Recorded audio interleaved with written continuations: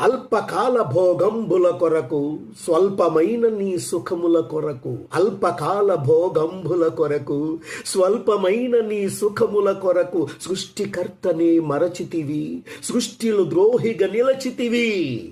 అందమైన తోట నుండి శ్రేష్టమైన ఫలములు దిడిచి ముళ్ళ తుప్పలో గెంటబడి కష్టజీవిలా కరములు వంచి కమ్మని పంటలు పండించి కడకు మంటికే చేరితివే.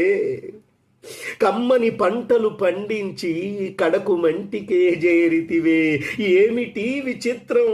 అదే మానవ జాతి యొక్క స్వయంకృతం, అదే మానవుని స్వయంకృతం. జననం మరణం జీవన సమరం, మానవ జాతికి తప్పని భరణం. వర్ణం వంశం పుట్టుక ధర్మం,